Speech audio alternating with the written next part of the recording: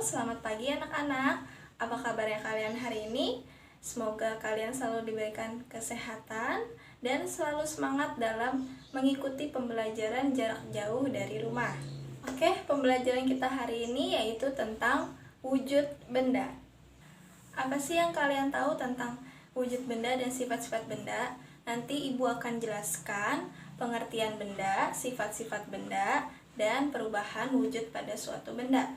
Nah, di sini Ibu akan menjelaskan tujuan pembelajaran yang akan kita pelajari hari ini. Yang pertama, agar siswa dapat menjelaskan pengertian benda. Yang kedua, agar siswa dapat menyebutkan macam-macam wujud benda. Yang ketiga, agar siswa dapat mengetahui sifat-sifat benda padat. Yang keempat, agar siswa dapat mengetahui sifat-sifat benda cair. Yang kelima, agar siswa dapat mengetahui sifat-sifat benda gas.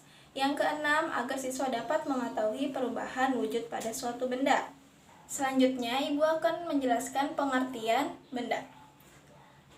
Benda adalah segala sesuatu yang ada di alam dan mempunyai wujud. Benda selalu mempunyai massa dan menempati ruang.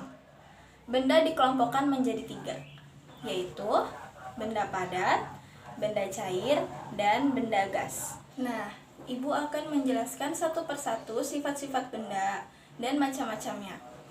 Yang pertama, ada sifat benda padat. Macam-macamnya yaitu bentuk dan volumenya itu tetap, tidak dipengaruhi oleh wadah atau tempatnya.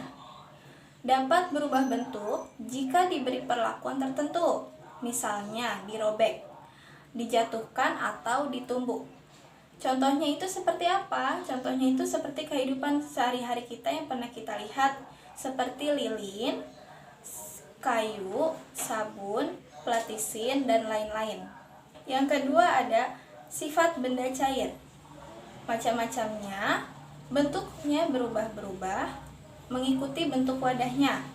Volumenya itu tetap, memiliki permukaan datar, mengalir dari tempat yang tinggi ke tempat yang rendah, menekan ke segala arah, meresap melalui pipa kecil, dapat melarutkan zat tertentu. Contohnya itu seperti air dan minyak, itu bentuknya itu cair ya. Ketiga ada sifat benda gas. Macam-macamnya, bentuk dan volumenya berubah-berubah tergantung wadah dan tempatnya. Contohnya seperti apa? Contohnya itu seperti udara di dalam balon. Nah, selanjutnya Ibu akan menjelaskan pengertian menguap. Pada saat kita memanaskan air di dalam panci lama-kelamaan akan berkurang. Air tersebut tidak akan hilang, namun berubah wujud dari cair ke uap atau gas. Peristiwa wujud dari cair ke gas disebut menguap. Seperti kalian memasak air yang mendidih, itu akan mengeluarkan uap. Anak-anak pasti pernah meminum teh hangat, bukan? Pernahkah kalian memperhatikan tutup gelasnya? Apa yang kamu lihat? Kamu melihat titik-titik air, bukan? Dari manakah titik-titik itu berasal? Dari minuman panas yang menguap. Uap air bergerak ke atas, mengenai tutup gelas. Saat bersentuhan dengan tutup gelas yang semula dingin, maka uap minuman berubah menjadi titik-titik air. Perubahan wujud dari gas menjadi cair disebut mengembun. Yang ketiga ada mencair. Bagaimana jika kamu meletakkan es batu di luar? Tentu saja lama-kelamaan es itu akan berubah menjadi air, bukan? Begitu juga ketika kamu memegang coklat. Lama-kelamaan coklat itu akan meleleh. Mengapa? Karena coklat dapat meleleh terkena panas tangan kalian. Perubahan wujud dari padat menjadi cair disebut mencair. Yang keempat ada membeku. Pernahkah kamu menyimpan air dalam plastik di dalam lemari pembeku? Apa yang terjadi dalam beberapa jam? Tentunya air akan berubah menjadi es atau es batu. Meskipun kamu buka ikatan plastik itu, es tidak akan tumpah. Mengapa? Karena wujud air berubah menjadi cair. Karena wujud air berubah dari cair menjadi padat. Perubahan wujud dari cair menjadi padat disebut membeku. Yang kelima, ada mengkristal. Pasti kalian tidak asing ya mendengar mengkristal itu. Mengkristal itu seperti salju, ya. Di sini Ibu akan menjelaskan pengertiannya. Mengkristal merupakan proses perubahan wujud dari gas menjadi padat. Perubahan mengkristal merupakan kebalikan dari menyublim. Contohnya, peristiwa mengkristal dalam kehidupan adalah sebagai berikut. Yang pertama, lubang knalpot menjadi hitam dan mengering karena gas CO2 yang dikeluarkan menjadi padat. Itu disebut mengkristal. Yang kedua, terbentuknya salju dari kumpulan titik-titik air. Apakah kalian pernah melihat salju? Kalau di Indonesia itu tidak ada salju ya. Salju itu adanya di negara-negara luar. Nah, hidupnya ada menyublim. Pernahkah kamu mengamati kapur barus yang diletakkan di dalam lemari? Bagaimana bentuknya? Lama-kelamaan, kapur barus akan mengecil habis.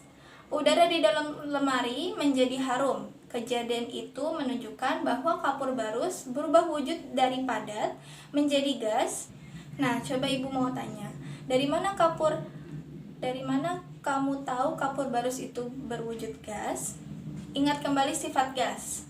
Gas mempunyai sifat menempati ruang, akan tercium bau kapur barus. Jadi perubahan wujud benda dari padat menjadi gas disebut menyublim. Nah, Ibu ulangi lagi ya, apa saja sih contoh-contoh perubahan wujud dalam benda? Yaitu yang pertama itu tadi mengembun ya. Mengembun itu contohnya apa tadi? Contohnya itu terbentuknya titik-titik air di luar gelas yang berisi air dingin, ya. Yang kedua itu menguap. Contohnya itu seperti spiritus yang dibiarkan di dalam botol terbuka. Yang kedua ada contohnya air saat dipanaskan atau mendidih, itu disebut menguap. Nah, yang ketiga ada mencair. Mencair itu tadi Ibu sudah jelaskan. Contohnya itu seperti coklat padat yang dipanaskan, es krim yang didiamkan di ruang suhu akan mencair, seperti dibiarkan di teriknya matahari, itu akan mencair. Nah, yang keempat ada membeku. Membeku itu contohnya itu seperti air sirup yang kalian masukkan ke dalam freezer, itu akan menjadi beku. Nah, yang kelima menyublim. Contohnya seperti kamper yang didiamkan di suhu ruang, lama-kelamaan akan habis, seperti juga dengan kapur. Kapur yang ditaruh di dalam lemari, lama-kelamaan akan habis. Yang keenam ada mengkristal. Contohnya Ibu jelaskan lagi ya. Mengkristal itu pembentukan salju di atmosfer itu. Baik, itu saja materi yang Ibu jelaskan kepada kalian. Semoga kalian bisa memahaminya dan semoga bermanfaat bagi kalian.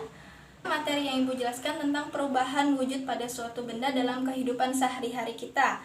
Semoga kalian bisa memahami dan bermanfaat bagi kalian yang menonton ini. Sekian dari Ibu. Wassalamualaikum warahmatullahi wabarakatuh. Terima kasih.